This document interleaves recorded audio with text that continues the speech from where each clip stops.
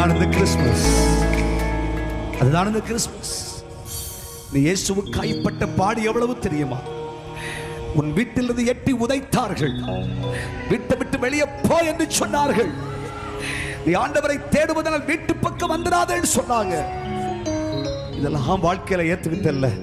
கிறிஸ்துவின் நிமித்தம் நீ சகித்ததையும் பொறுத்ததையும், கிறிஸ்துவின் நாமத்துக்காக நீ எல்லாவற்றையும் பொறுமையோடு ஏற்றுக்கொண்டதையும் நான் அறிவேன் என்று கர்த்தர் சொல்லுகிறார்.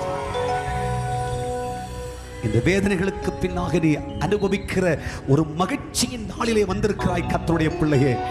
இதுவரைக்கும் கிறிஸ்துவின் நிமித்தம் நீ பட்ட பாடுகள், நீ பட்ட வேதனைகள், நீ பட்ட நோவுகளை மறந்து இந்த பண்டிகை நாளில் கர்த்தரை மகிழ்ச்சியோடு அப்பா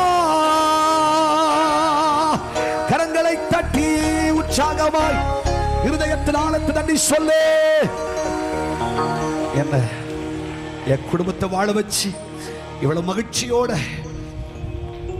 பல பேர் பாஸ்டர் நேத்தை கூட கூடது வர நினைச்ச பாஸ்டர், ஆனா என் சரீரத்தில் இருக்கிற பலவீனத்தினால் எனக்கு வர முடியல.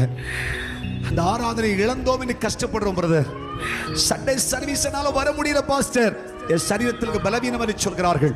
உனக்கும் எனக்கும் என் பலவீன கஷ்டங்கள் வேதனைகளை மாற்றி துக்கங்களை மாற்றி மகிழ்ச்சியான நாளிலே கிறிஸ்துவை பெற்றெடுக்கிற பாக்கியம் கிறிஸ்து உன்னில் உருவாகி கிறிஸ்து உன்னிலே வளர்ந்து இயேசு உன்னிலே பிறக்கிற ஒரு மகிழ்ச்சியை இயேசு தந்தாரே.